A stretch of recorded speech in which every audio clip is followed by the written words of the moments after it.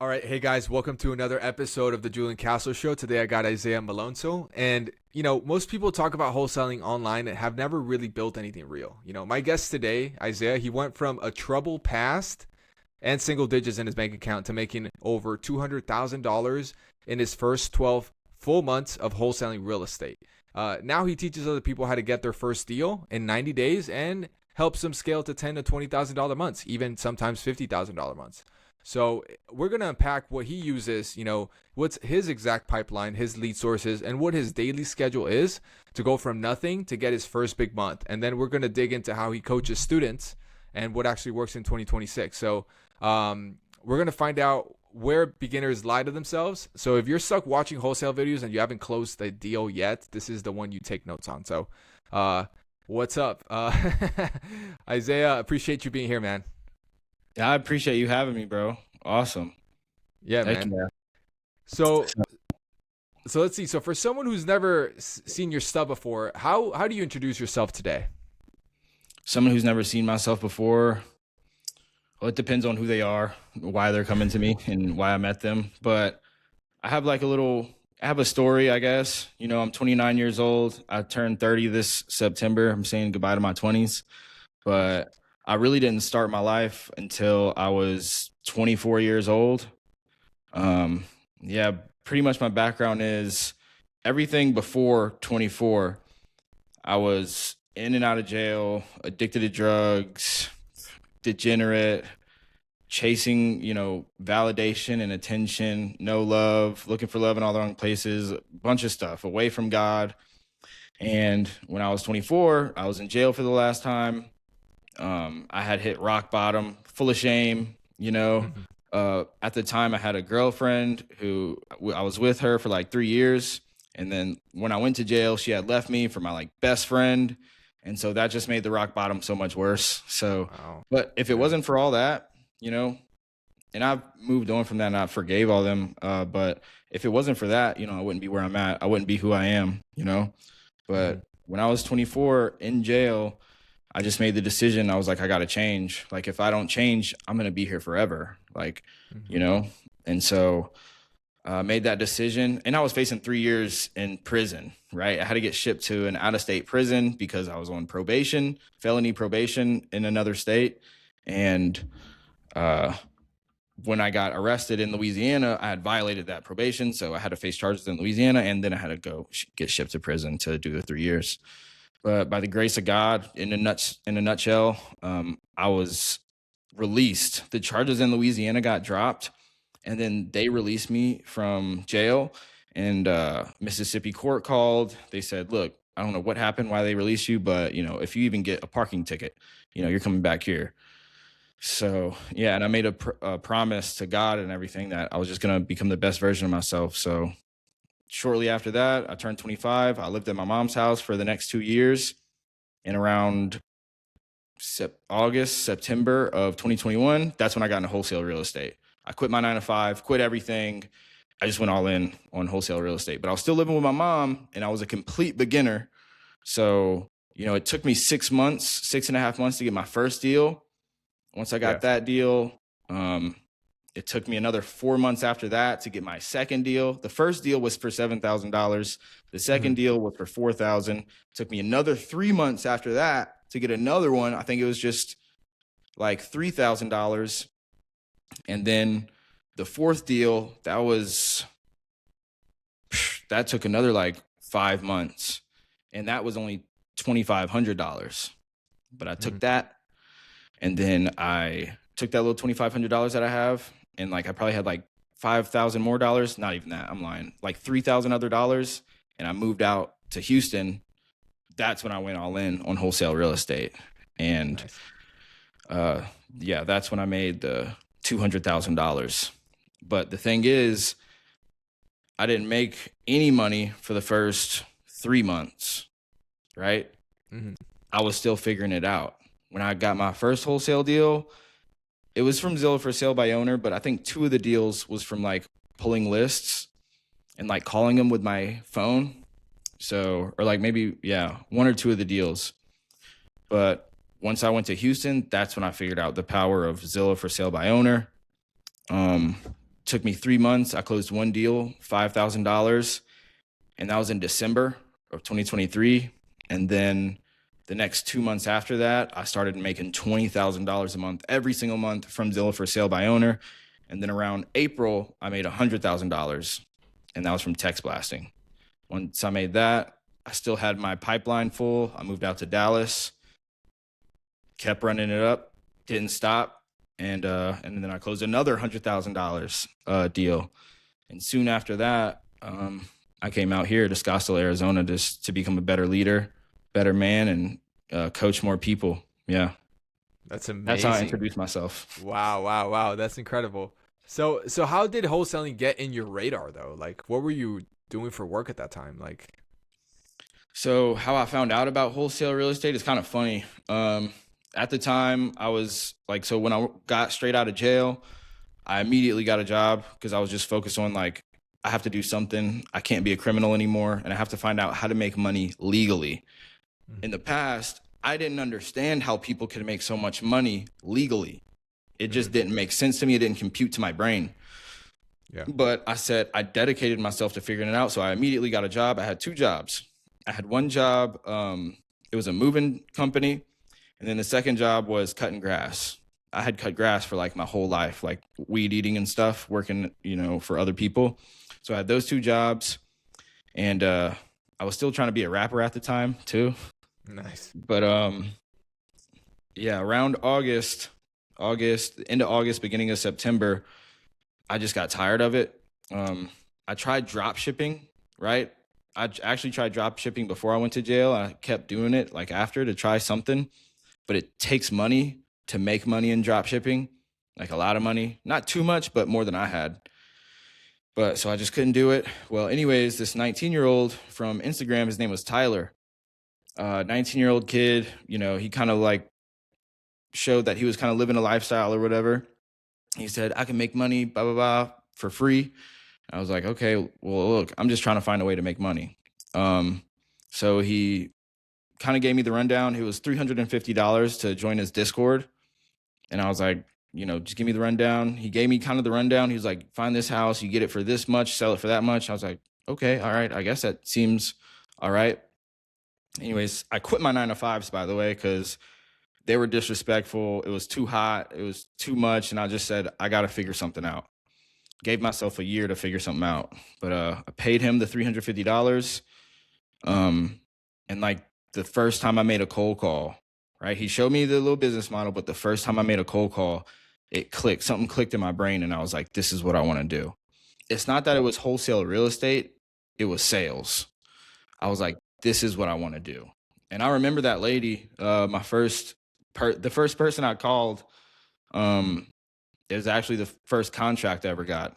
That contract drug out for like 2-3 months, but it didn't close. But still, I remember that. But the first time I got somebody on the phone, I was like, this is what I want to do. But that Tyler guy, he actually ended up scamming me, right? He actually wasn't a very good coach at all. He actually blocked me, kicked me out of the Discord, just, I don't know, scammer. But I'm so grateful for him, because if it wasn't for him, I wouldn't have known about wholesale real estate. All I had to do was get turned on to it, and it was a done deal from there. Amazing. So the first deal that you did, how'd you find the lead? The first deal I did was from Zillow for sale by owner. Yeah. Can you tell me a little bit about how that conversation went? So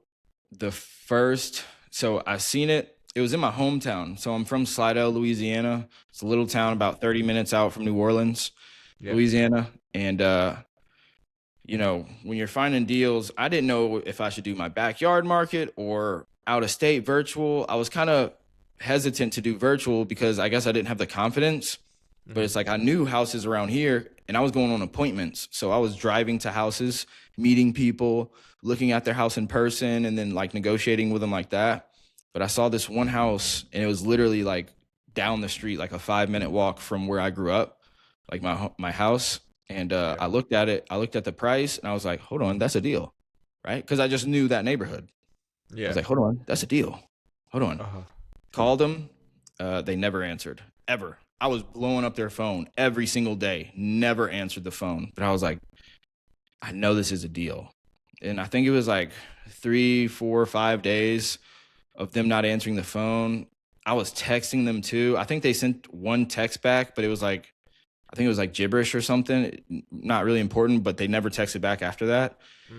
And so I lived in Baton Rouge at the time. So that's about an hour drive from my hometown. But my mom, who I was living with, she still worked in Slidell, my hometown. So one day I was like, I went to work with my mom, right? I was like, Mom, after work, like, I'll help you with work. I'll be your little assistant, whatever you want me to do. But like, after that, can you drive me to this house, please? It was actually that house and like three other houses or two other houses. Yeah. Anyways, so I went to work with her. 5 p.m., 6 p.m. came around. She brought me to the house. And keep in mind, bro, I already look young, I think, especially if I shave, right? I didn't have a beard then. Right. But so I'm like this little kid looking dude. I have skinny jeans on, Vans, so I look like a little skater. Like, I and can just imagine. bro, and I don't have a car. My mom is dropping me off. It's like 6 p.m. at night. They didn't know I was coming, but I didn't care. I went up to Yeah. the house. I knocked on the door. Some old man answered the door. And he was like, "Yeah, how can I help you?" I was like, "Hey, yeah, I seen the house on Zillow. I was interested in buying it. Can I take a look?" He was like, You want to buy the house?" You looked outside, saw the car. My mom had a Beamer, SUV Beamer, so that I think that Oh, worked. okay. All I right. think that worked. But he was like, "All right, yeah, for sure."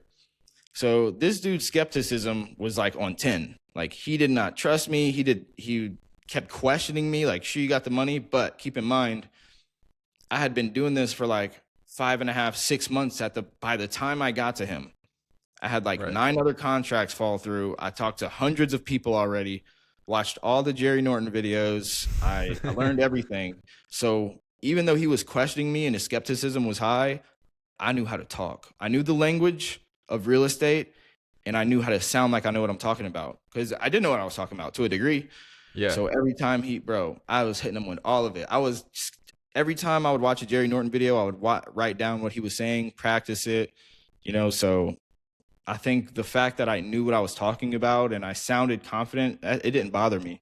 Like, I could tell he was looking at me like, you have the money, you have $140,000. I was like, yeah, for sure. I'm gonna have one of my hard money lenders come over here. If it looks good, I mean, it looks good so far. I'm gonna have one of my GCs come out. That's a general contractor. By the way, is this an addition to the house or what? I was like saying all that. He was like, okay. I guess he does know what he's talking about. Right. Right. So, boom. And look, after I did the little walkthrough, and I took plenty of pictures too, because there was like no pictures on Zillow. I took plenty of pictures. So the number that was on Zillow that wasn't answering, it was his wife's phone, and she just never answers it. So I got the husband's phone number, right? I had to make sure I leave with that precious intel. I got his phone number, texted him, made sure it was actually his phone number, bro. And I was like, all right, cool. You guys don't answer the phone ever again. Like, the wife, never pick up the phone again. Don't do it. Only Yeah. talk to me. So I was in there. So that's how I like found and got in contact with him. Wow, that's pretty amazing. What was the assignment check for that one? That was for $7,000. $7,000. That's amazing. So tell me, like, what were your biggest fake beliefs, like false beliefs that you had about wholesaling at the beginning that turned out to be completely wrong? About wholesaling, Yeah. I think by the time I got into wholesaling, I had abandoned my limiting mindset. Um, Hmm. I think my mind was already turned on at that point to believe in myself and believe that anything is possible. There was so much growth and work that I put into myself before I even got to wholesale and before I even got to that man's door. So by the time I got there, there was nothing was impossible. Nothing is impossible still to this day. I could do anything I set my mind to. So I don't mean to shut down your question, but like, that's No, the no, truth. that's awesome. Hell yeah. And so, what changed from when you were doing this, every couple of months, getting a deal to when you moved to Houston, right? What changed changed you that you started doing this consistently? So after I got my first wholesale deal, I was actually cutting grass for myself, right? That's like the one tangible skill that I had, real life, real world skill. So I started my own grass cupping lawn care business on the side, as well as wholesale real estate. Mm. So I saved up a couple $1,000s by the grace of God, and I got my first truck, and I started, you know, doing the grass cutting more. Before I would push a push lawnmower and a weed eater around town.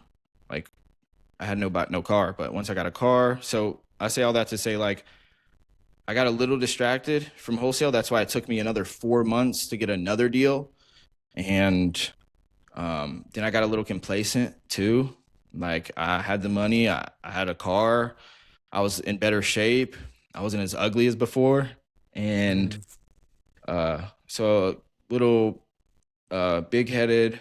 Um, but when I went to Houston, so it, I was tired of like only getting a deal every 4 months, every 3 months, every 5 months. I got tired of it.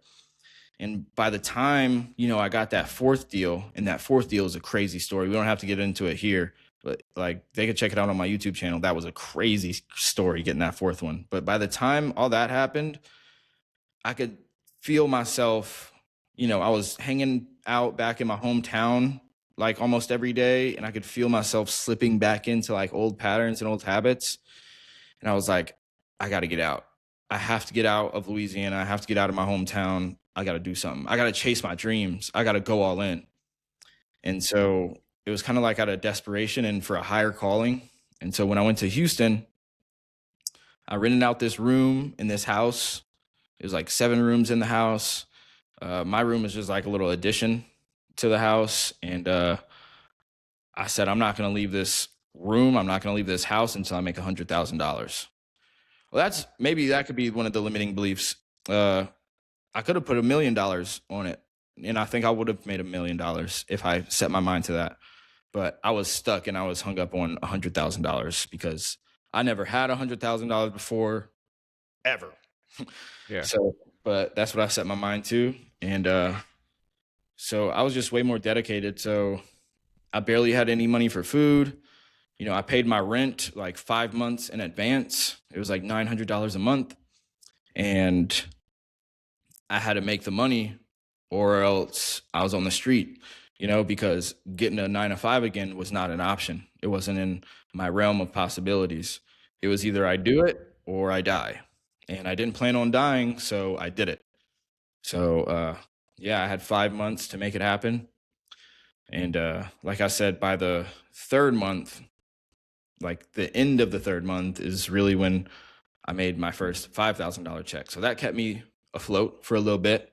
Yeah. But then like the next January, February, March, like I made 20 grand back to back to back, 20, 22, 23, 21. The biggest difference was that I was actually living out my vision for myself. I wanted for so long, like I said, when I made that commitment when I was in jail and I decided to become the best version of myself and always become better, that was the vision. That was like a huge milestone in my life. And when I was in Slidell, I was leveling up, but then I was slowly creeping back down. So I was like, no, this ain't enough. Like when I was there, I started waking up at 3 a.m. again, working out every day, made my bed. I would read, brainwash myself with some motivational videos. I would watch Eric Thomas every single day, which is crazy because the first time I made my first 5-figure check when I was in Houston, it was $14,000. I went to the mall to go get me a new laptop, the laptop that I'm using now. And that's when I met Eric Thomas in person, just randomly ran into him. If you guys don't know who that is, that's a motivational speaker. If you want to succeed as bad as you want to breathe, that's when you'll be successful, for those who don't know. But so, yeah, the biggest difference was that I was committed and I was dedicated and I was alone. Nobody was around me. I didn't know anybody. I was in a new city, new state, super uncomfortable, but I was super wired to like make it happen. And the funny thing is, even though it was the hardest I've ever worked, well, yeah, it was damn near the hardest I've ever worked on myself and went to war with myself. It was so fulfilling knowing that I was actually doing the things that I said I would do. I blocked everybody from my past. I got a new number. Nobody had my number except for my mom. So like my brothers, my sisters, my friends, even the good friends, like the new friends that I made when I leveled up, They didn't have my number, but they knew what I was on. I deleted Instagram, didn't have Instagram, but they understood. They knew that I was on a mission and I was going to prove myself right. So that was the biggest difference. I was 120% locked in for sure. That's amazing. Okay. So you definitely talked a lot on how you structure your day and how you did things, and it was just the commitment that you did. So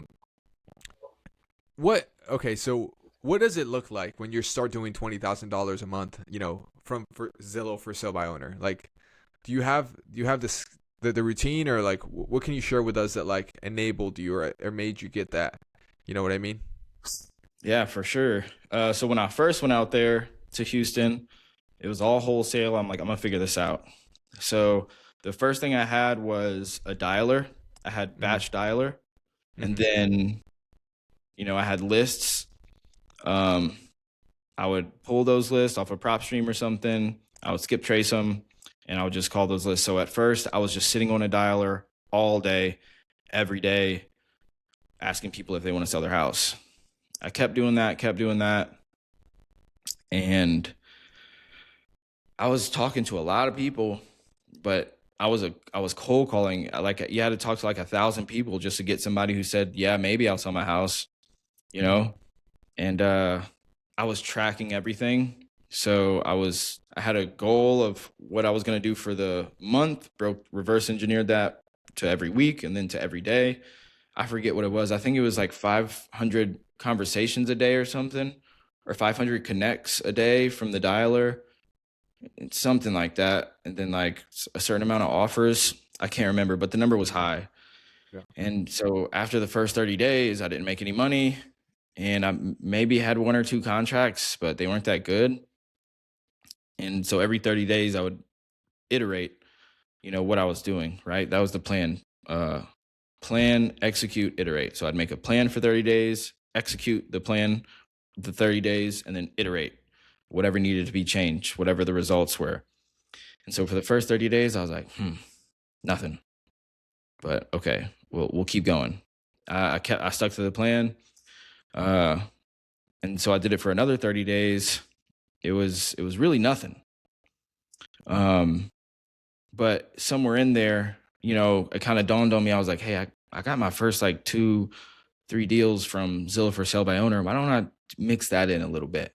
So I had the KPIs for the dialers, like what I'm supposed to do on the dialer, but then I added another KPI in there, something like have like 1 or 2 Zillow conversations, make those Right. offers. And then also in the middle of the second 30 days, like so in the middle of 60 days, I ran out of money, bro.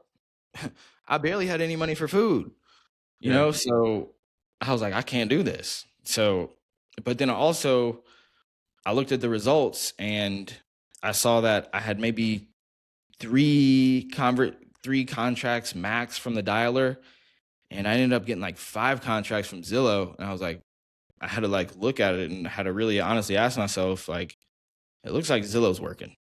So Right. let me just do that.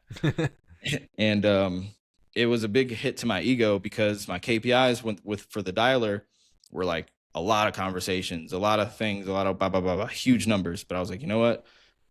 I have to take a hit to the ego, lower the numbers, and up Hmm. the quality. Yeah. So it went from like 100 or 200 conversations or something to just 20 conversations, 20 conversations a day. But I was like, these conversations are going to be so high quality. I'm going to make sure that they're good. Yeah. And also by that time, I found out who Eric Klein was. He wasn't Hmm. too big at that time, but I was huge in the wholesale. Like I was so dialed into the wholesale space. And, his biggest thing was like, stay on the phone with him for 30 minutes, 30-minute offer. And also, uh, yeah, by that time, I was listening to Eric Klein on a bunch of podcasts. He was selling a script for like $1,000. I didn't have $1,000 to spend on a freaking script. So I would just Wow. watch the videos over and over and over again. And I would just write down what he's saying. Yeah. And I would just try to formulate my own script based off of that and based off of other things that I kind of knew. And so I made my own script for Zillow. And I just started having 20 conversations a day from Zillow. And then, Jerry Norton was always like, do 3 offers a day. And Eric Klein was saying 3 offers a day. So I was like, okay, I'm gonna have 20 conversations and 3 offers every single day. Hmm. And again, the reason that it pops off, like that's how momentum is built. Like I didn't just start off doing that. I started off doing a bunch of other things, worked my ass off. And it was super hard. And so from doing all that, by the time I got to do the 20 conversations and 3 offers, I was a savage on the phone. Yeah. And so once I did that, bro, yeah, it was like I was trying to get like 5 contracts a month minimum. And yeah, that's how it was. So 20 conversations, 3 offers a day. I'll even send you like a screenshot of the KPIs I tracked. So what I would do is I didn't have a real CRM for real. I used Podio. So Hmm. Podio did help me a lot, but I just hated it. I don't know why. I just hated the layout. I didn't like it. Yeah. That's just me. But I had a whiteboard to keep track of my KPIs. So I had a KPIs for conversations. I had a KPI for how many offers I made. And then once I closed my first deal, or actually after my first student, so because I was still on YouTube documenting all of Hmm. this for the past 2 years. So Uh, so everything you did on YouTube. Yeah, it's on YouTube. You have videos. yeah, from the very first deal that I closed, like the Wow. second that I had that $7,000 in my hand, I pulled it out all cash. It's like the main video on my YouTube channel. I just made videos from there, so all of this is documented. All of it. The That's first day I pretty moved cool. out to Houston, all of it. That's awesome. Hell yeah. Awesome. Wow. Okay. So that's incredible, man. So you dialed your KPIs in. You went in all in on Zillow, and then you were making $20,000 months consistently on Zillow, right? Yeah, that started January 2024 is when I made my first $20,000. It was really all from Zillow. Yeah. Was that separate deals? Like how many deals were you doing a month on around Yeah, that time? that was like 4 or 5 deals, so they weren't that big, but I was getting Hmm. them. Yeah. No, they add up. Sometimes, but like I said, one of them was $14,000. Another one was like 7,500 from Zillow. I had a $12,000 deal from Zillow. So they had a couple 5-figure deals from Zillow, but like a lot of them were like 5,000, 6,000, 4,000. If it was 2,500, I'd take it. Like I'd take anything. Of Give me. course, of course, of course. Yeah, anything. That's awesome. All right. So you made your script. So tell us a little bit about your sales process. Obviously, this was built by you. So like, what were the key things that you wanted to hit on during those conversations so you had the highest likelihood of closing that deal, Yeah. to get that So contract signed? yeah, the sales process with Zillow. So after doing it so many times and talking to so many people, I realized that, most people say talk to the leads on Zillow that have been up there for like 30 days, 90 days, because those are the most tired and worn down leads they just want to get rid of it. But I found the opposite to be true. So I try to be the first person to talk to them. Hmm. Try to be the first person to talk to them and keep them on the phone for 30 minutes. That is the truth that gets me all the deals. Like that's what gets deals locked up. Being the first person to talk to them so they're not as aggravated anymore like as other people would be, because trust me, after I call them, there's going to be 50 more calls and they're probably going to say the same exact thing, sound the same way, have the same terms, cash as is, fast. Right. So I try to be the first, and then I try to make a very memorable impression. And I have to stay on the phone with them for 30 minutes. And then also, what's in that 30 minutes is pretty much Eric Klein's 5-step sales process. So that's the intro, fact find, pitch, offer, and close. So the Hmm. intro, set expectations for the call, introduce yourself. Fact find, that's when you talk about the motivation, and they have motivation questions in there. And the fact find lasts throughout the whole phone call, right? The fact Yeah. finding, discovery phase, some would call it, is going to give you the ammunition to close at the end. And then the pitch, so that's talking about the condition of the house. First, you talk about the outside and the neighborhood, then you talk about the inside and the condition, cosmetically, and then structurally, roof, foundation, AC. And then intro, fact find, pitch, offer. Then you make the offer. There's a little process to making the offer and everything. And you go for the close, negotiating, get them to sign.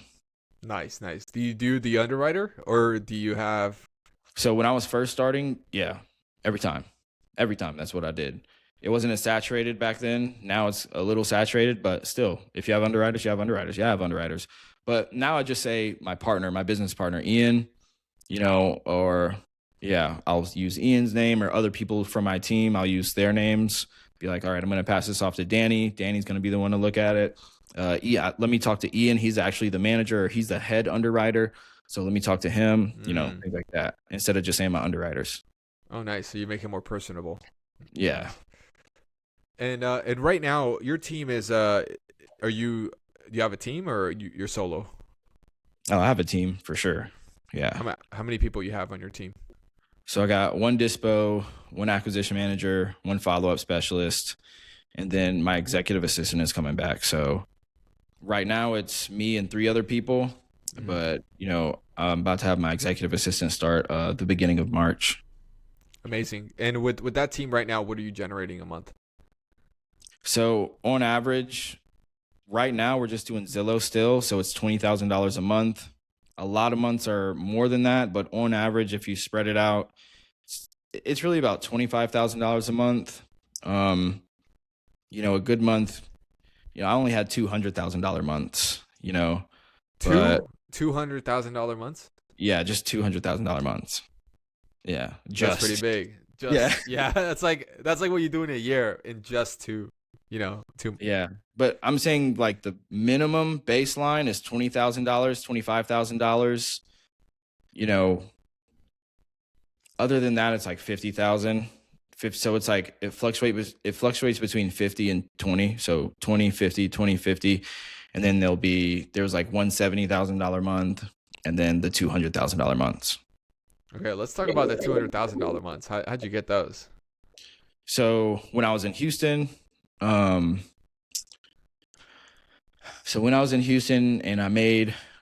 when I had my first $20,000, like my first full $20,000, I spent $5,000 on a mentor, right? I was like, I have to learn how to start paying for marketing because I want to get to $100,000. I didn't make $100,000 yet.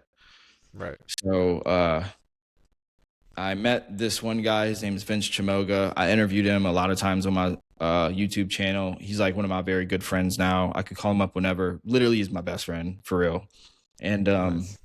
but I met him just from wholesaling, networking. I had a deal. His dispo reached out to me, try to sell the deal, and I just saw his boss Vince in the email chain with the title company. I called him up. I was like, "What are you doing? How do you do it? How much are you making?" Da da da. And yeah, I was like, "Can you show me how to do it?" He was like, "Yeah, I could do it. $5,000." I was like, "All right." Paid him it cash, all at once, and then he showed me how to do text blasting. So, did the text blasting, and I didn't make any money at first from text blasting. Like I was getting leads, and I had to do it all by myself. But it was way easier than cold calling. It was way more efficient than cold calling, right? Because I had just one dialer, and it was just me. Even if it was a triple line dialer or a 5-line dialer, still it took forever to get somebody on the phone, and then I could only talk to one person on the phone at a time. Sure. So when I was text blasting, it was sending out like 2,500 texts a day. And I just had to sit back and let it happen. Wow. And but none of the deals went through except for the very last one. I was losing hope in it, but the one deal, the only deal, and the last deal that I got under contract was for $100,000. So it was from text blasting. Wow, that's amazing. Okay, congrats on that. Okay.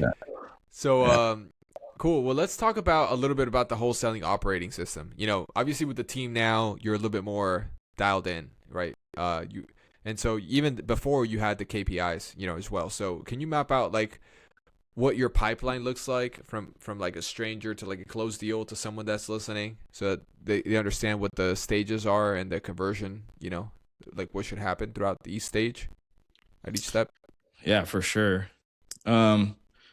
So the pipeline, the acquisition pipeline, so we call the leads from Zillow, go through the sales process. We import them. As soon as somebody answers the phone and they're just talking to us and they don't hang up the phone within 10 seconds, we're importing them into the CRM. Go through the sales process. If it seems promising, then we put it in our pipeline. So the acquisition pipeline is cold follow up, warm follow up, hot follow up. I think like pending contract.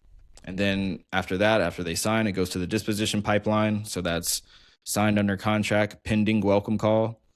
And then so the disposition, they'll give them a welcome call, be like, hey, how you doing? I'm the main transaction coordinator here. I'm being in charge of making sure everything goes smooth and coordinating things like pictures, walkthroughs, and things like that. Giving them the welcome call, fill out the dispo template, right? So there's a little template that we fill out with all the basic information that the buyers want to see about the deal. Fill that out. That's done. Then we text blast it out to our buyers, and then post it on Facebook. And then the next phase is we post it on investor base. Post it on investor base. And then so after the marketing side is done, well, the platform marketing like Facebook, text blasting, investor base, then it goes to the next phase of calling all the investor base buyers. So on investor base, you could pull a list of buyers. We'll cold call those, while we're still responding to the people who responded to the text blasting. After that, if it's an ovation, then there's another little stage in the pipeline called calling realtors.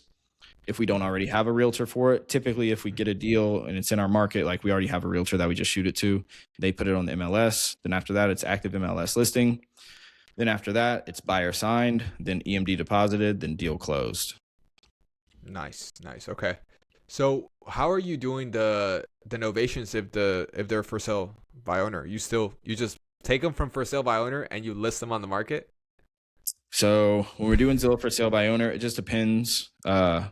If they owe too much or whatever the case is, maybe it's too high for an investor, or I just know it's a novation. Either way, we get them to take it down off Zillow. We get them to take it off Zillow. Yeah. We get it under contract, get them to take it off Zillow, and then shoot it to our investors. Or if we just already know it's a novation, we just shoot it to the realtor, and then they list it on the MLS, and then it's back on Zillow, but with us. You guys are gangster. That's so funny. Okay, cool. All right, great. Yeah, no, that's awesome. So, alrighty, that's pretty cool. And then your main markets you're focusing on are what? The main markets are Texas, Georgia, North Carolina. Like those are the main, and then they have Florida and Tennessee. Okay, Texas, Georgia, North Carolina, Tennessee. Main one is Texas. Main one is Texas. Yeah. Gotcha. Okay. And so how is there anything that you do to like be the first one to call a Zillow for sale by owner lead, or is it just you look every day? That's it. That's all you got to do. Look every day. Nice. Well, there's a filter on there too. There's a filter on there that says days on Zillow, and you just change that to within the last day. So it's only going to show the ones that have been posted within the last 24 hours. Nowadays, I'm seeing that there's so much competition. But again, the competition are amateurs. They don't know what they're doing. They're not me. But I say that to say a lot of people are calling them within like the first like 5 hours. 5 hours. If it has like 100 views, 200 views already, they already got their phone blown up. You still have a chance, but like I'm seeing that now you have to be like within the first 10 minutes, period.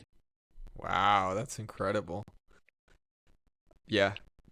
It sounds like you got to be checking, quite a bit every time. Check periodically, yeah, every hour.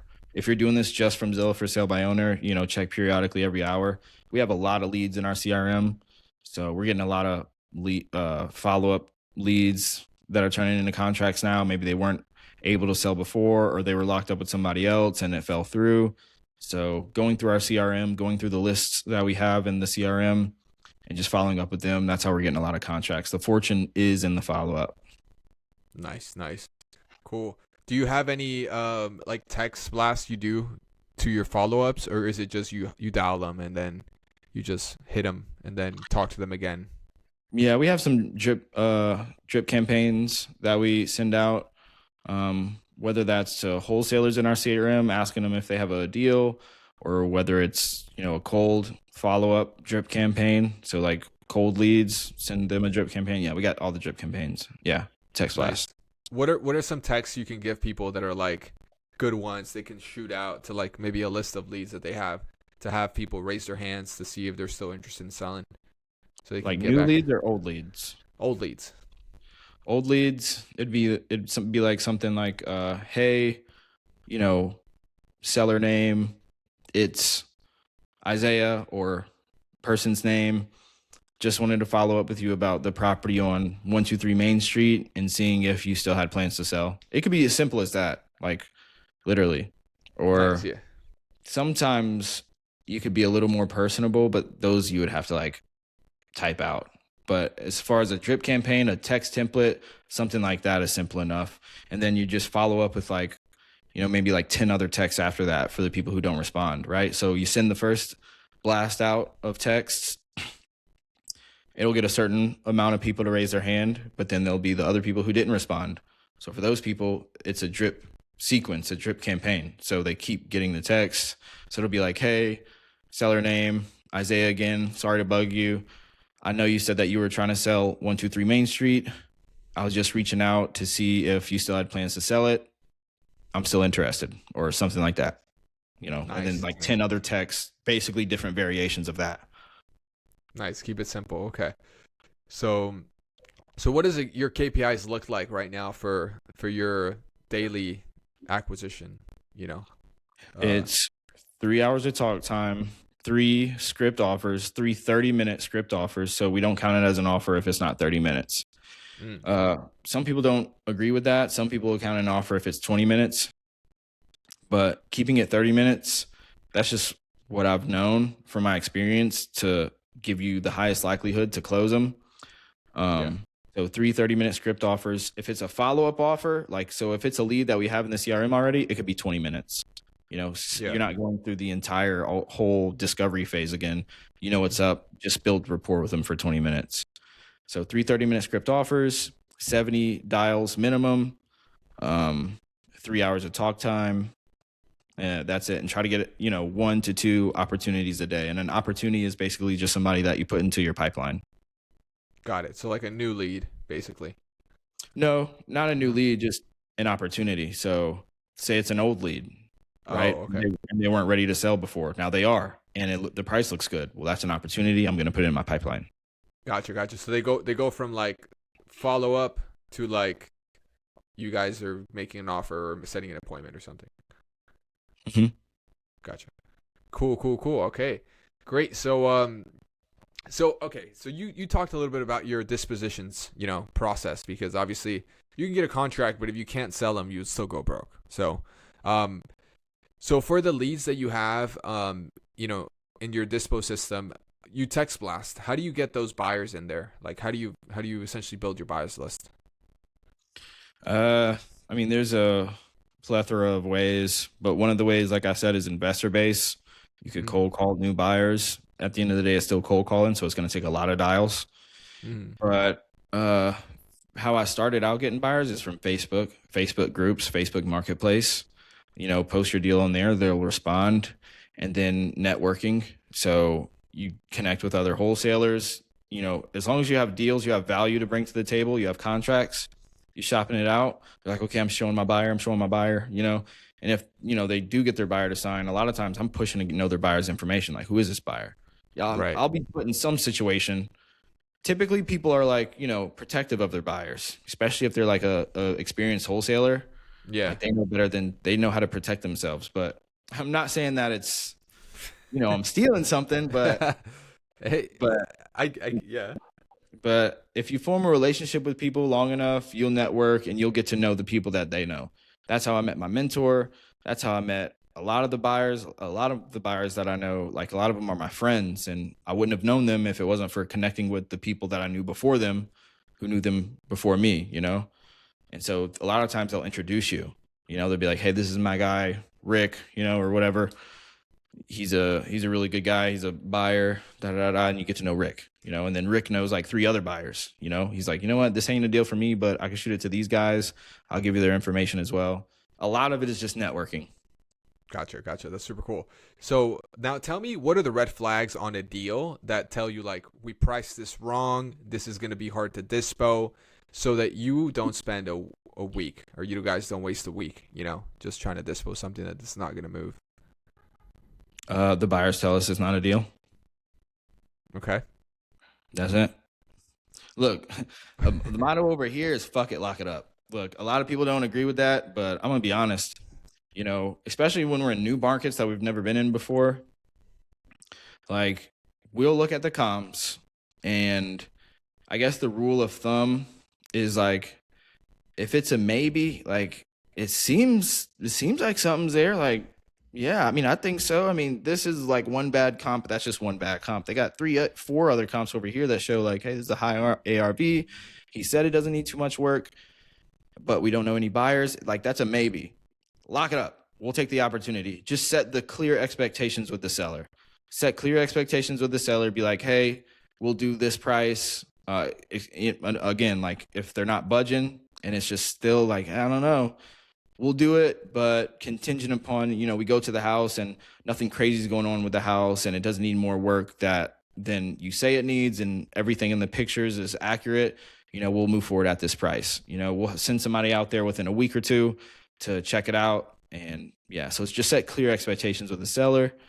And then you blast it out or you call the buyers and your buyers will tell you what they think.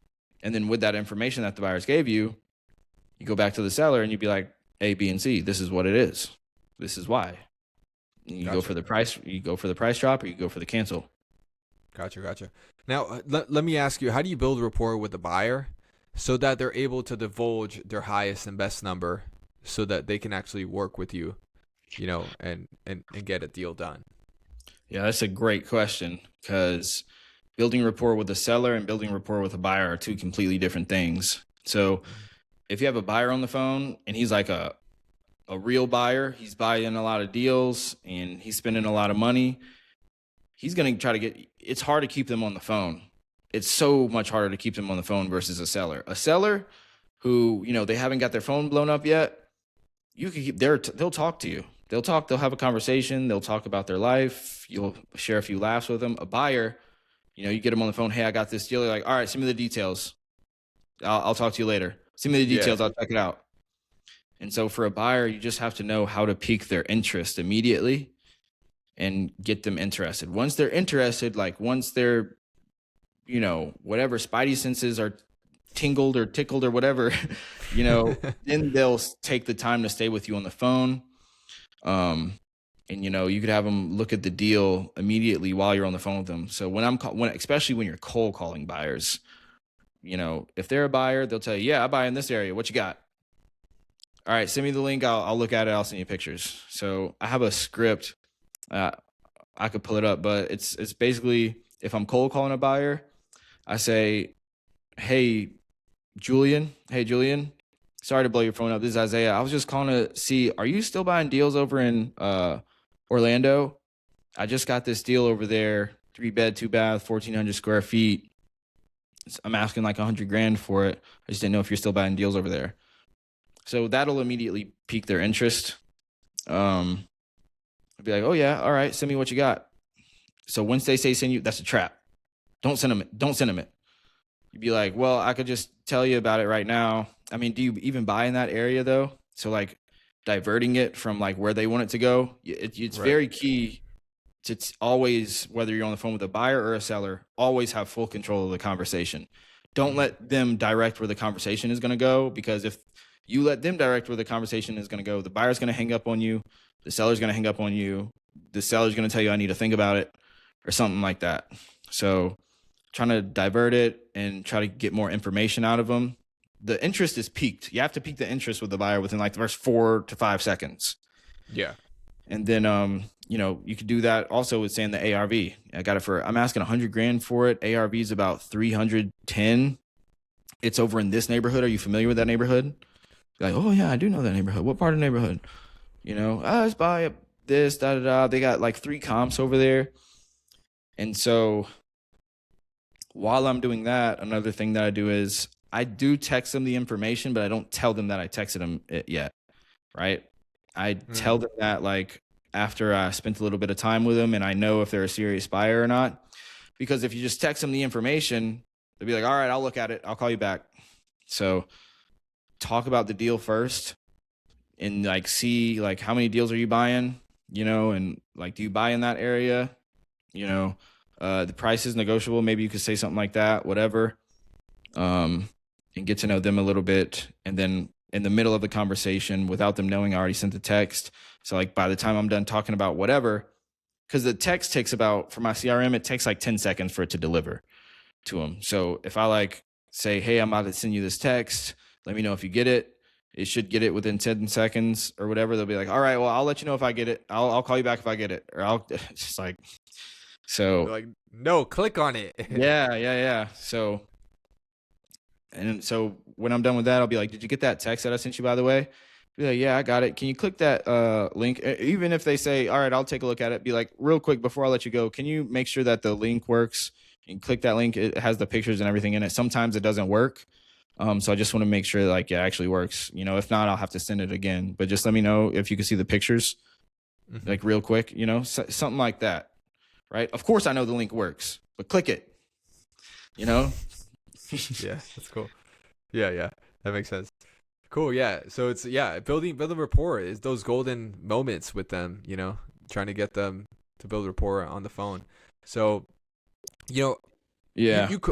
you coach a little bit, right? And so what are obviously what do you think are some non-negotiables that you tell your students to do when it comes to interacting with their buyers or sellers? A non-negotiable when interacting with them, Yeah. just the standards that I keep for myself. So 30 minutes, read the script, set expectations in the beginning of the call during the intro, give an offer. That's it. That's it. Uh, yeah, Gotcha. that's with the Gotcha. seller. That's with the seller, yeah. And then with the buyer, we just went over some of those details. Um, Yeah. how do you do your process for dispo? Like, let's say you have that person that you just talked to him on the phone. He just clicked the link. He kind of saw it. What do you do after the walkthrough? Do you have a script for the post walkthrough? Post walkthrough script. Do you have a script like that, or like what's Post your walkthrough process? script. Post walkthrough script. No, it's just relentless follow up and just getting a number out of them. Because a lot of times buyers, if the buyers are like, I'm not interested, well, okay, cool. I still want to know like what number would make it a good deal for you.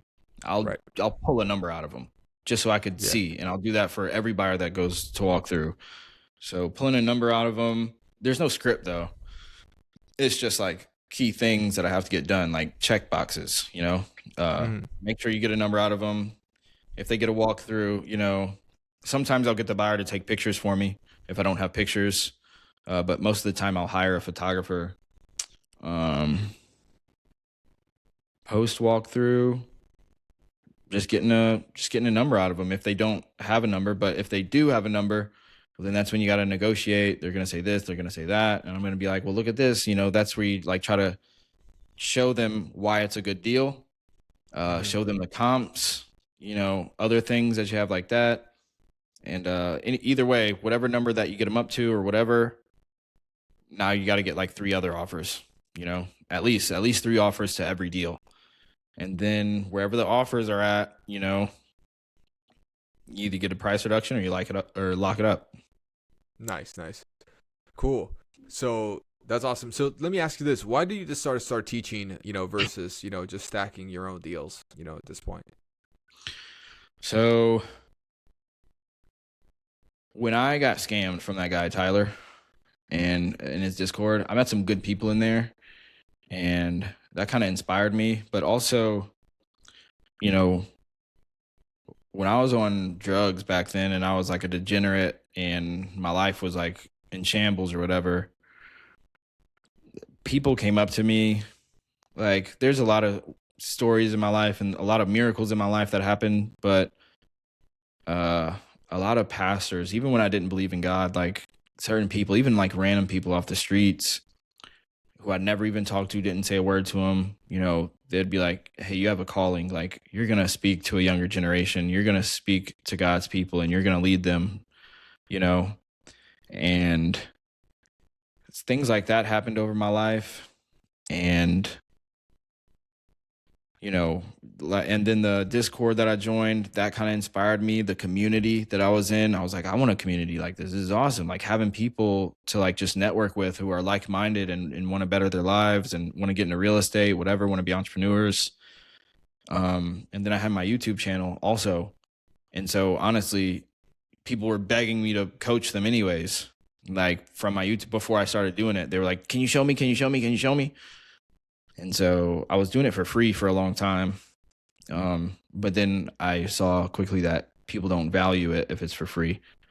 They have to Mhm. pay in order to pay attention. But I got my first student. He was for free. His name was Phil.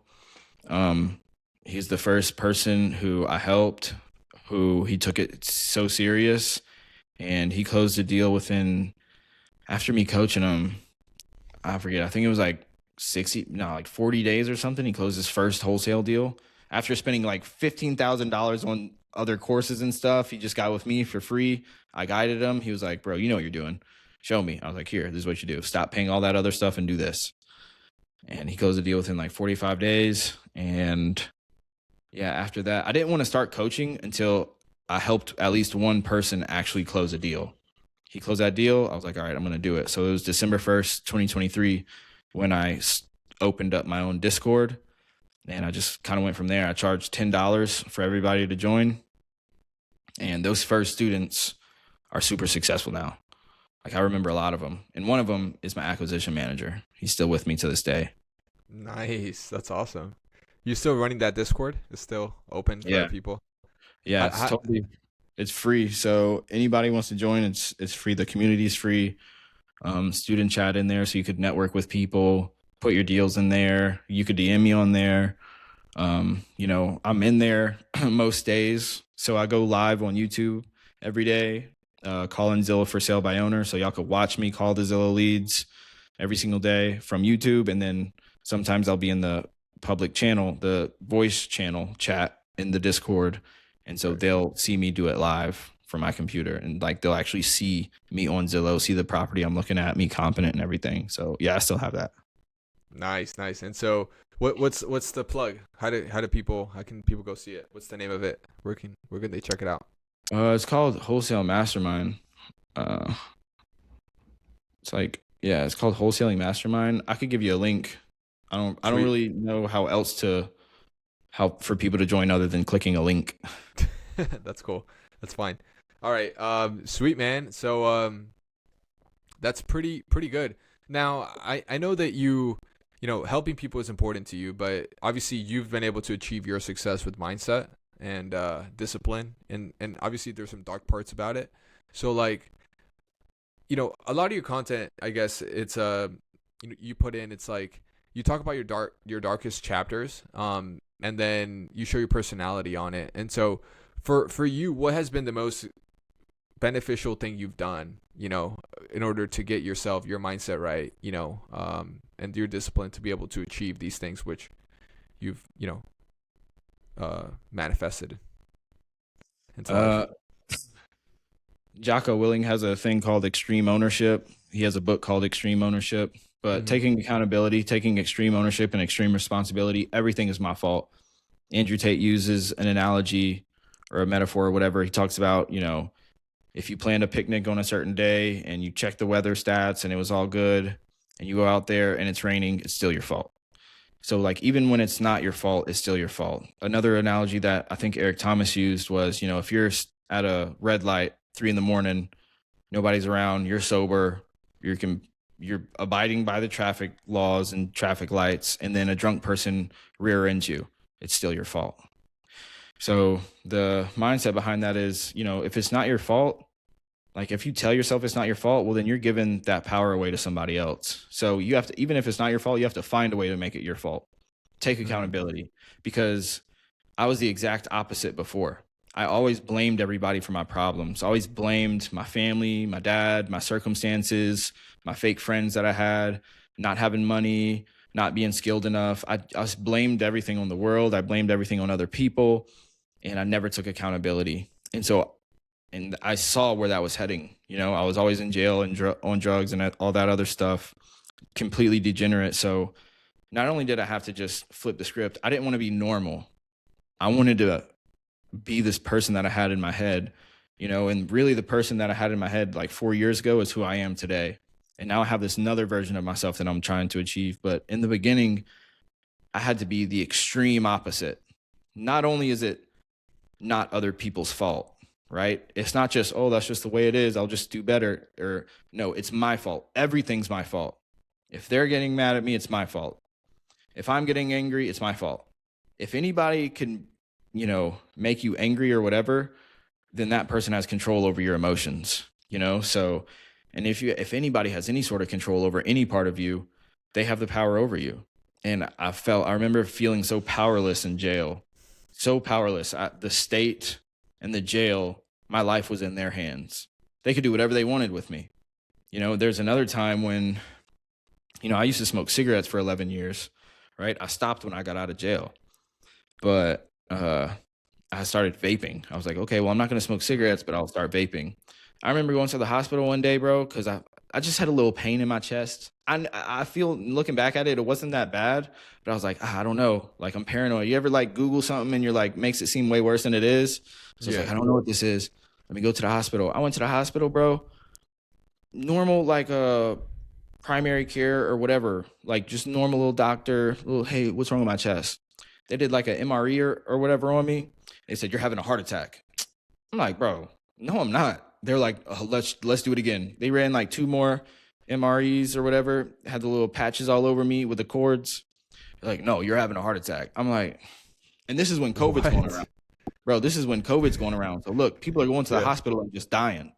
Like, so my friend, he's like my little cousin, I don't want to be inappropriate or whatever, but really, this is just what happened, bro. So his mom, she was healthy. She was actually a nurse. She went to the doctor. She went to the hospital or whatever, and she was healthy, bro, but she just had a cold, went to the hospital during COVID when everybody else was dying, and she just died. Like, and like low key, they don't know like really why. And so that was like really close to me. And then I'm already into conspiracy theories and everything, and I'm seeing everybody going, and really the hospitals are just killing people, to be honest. I don't want to get demonetized or demonetize you or whatever. That's what was happening. They was taking people who had a flu or a cold or already had past problems, and they were just killing them. And then saying, oh, COVID did it. So they could raise the numbers or whatever and get everybody vaccinated. Well, I did not get that vaccine. And so I'm in the hospital. They telling me all that. And that's going on in my head. They're like, we got to bring you to the emergency room. I'm like, all right, whatever, bro. And look, they're like, all right, look, we got to put this in you. We got to like draw some blood and put an IV in you. I'm like, you're not putting anything in me. And then that's when they're like, let me go talk to the doctor. And the doctor came in. He said, yeah, we got to stick this in you. I'm like, you're not sticking anything in me.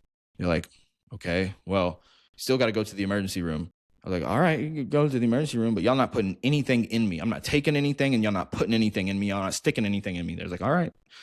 So boom, get me in the ambulance, not the ambulance, and they strapped me to like the gurney or whatever, and so they put me in there, and so I'm in the back of the emergency, the ambulance, and now there's another person in there. Like, hey, how you doing? All right, well, we're gonna put this IV in you. I'm like, no, you're not. And it's like, what? There was like, you're not putting anything in me. You're not putting any needle in me. Boom, boom, boom. And so there was like, all right. She kept trying to do it. She kept trying to persuade me. I'm like, no. She's like, well, they're gonna ask you at the hospital. I'm like, cool, let them ask me, and I'm gonna tell them no. Just like, all right. So boom, they take me out the gurney. We go to the emergency room. They're wheeling me in there. They check. Then they do the MRE again. They check the stats, and they're like, oh yeah, he's messed up. His heart's, oh gosh.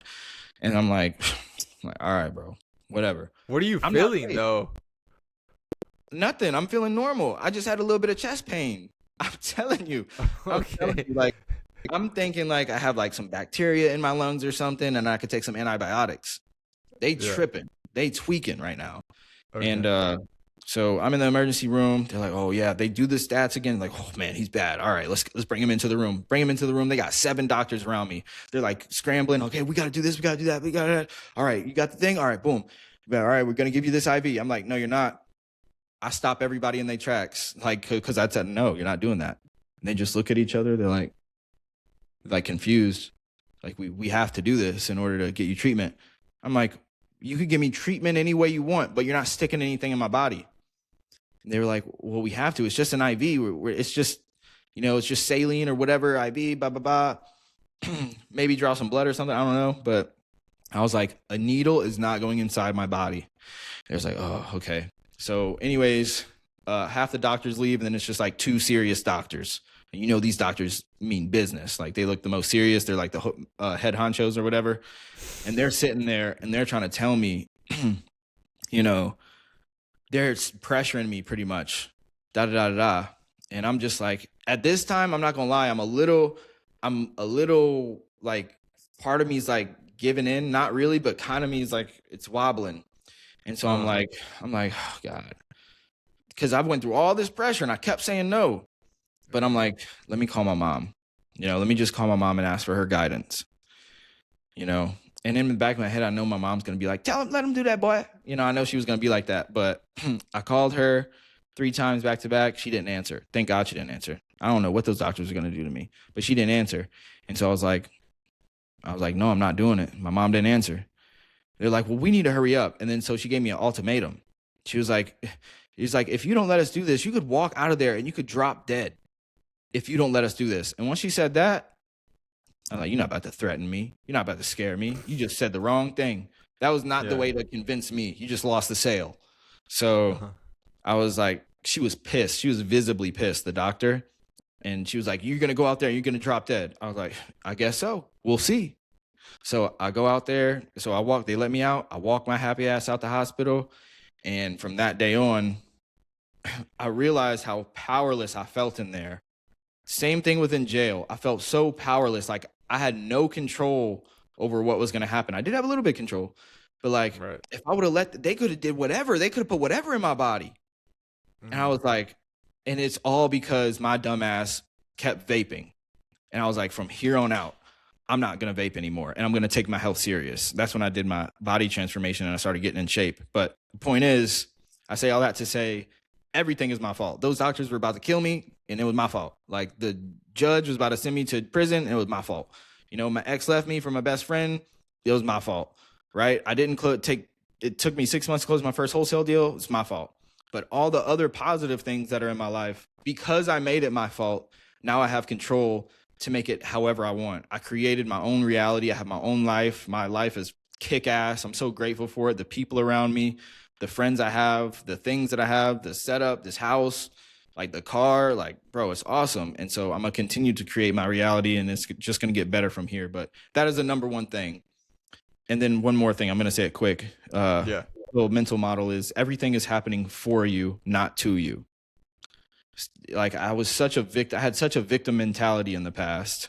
And, it was always woe is me. And I was all like, this sucks. And, and I was always so negative, but everything is happening for you, not to you, and everything is your fault. So take back the control. So, yeah. Amazing. I love it. Great. So where is the one best place to connect with you and learn more? I'd say subscribe to my YouTube channel and see the videos that I drop there, because it's not just about wholesale real estate. It's about self-improvement and just life in general. So I'm vlogging all the time. I'm doing interviews. I'm just talking there about my life, my experiences. And then if you really want to get in touch with me, you could follow me on Instagram. It's Isaiah Malonzo 504, or it's Isaiah Malonzo 504. Like, I'll leave a link, or I'll give you a link, or maybe you leave a little tag, or you could join the Discord. For sure. And if you want to have the links to everything, so I give away my contract for free, the contract that I use to lock up all my deals, the Zillow script that I use to call all the leads, the link to the Discord, the link to become a student, work with me one-on-one. All of that is in every description on every YouTube video on my YouTube channel. So just go to my YouTube, Isaiah Malonzo. Okay. All right. Well, thank you so much, Isaiah. We appreciate you. We look forward to having you in the future, and thanks for sharing your story with us. I appreciate you, my man, for sure. See you later. All right.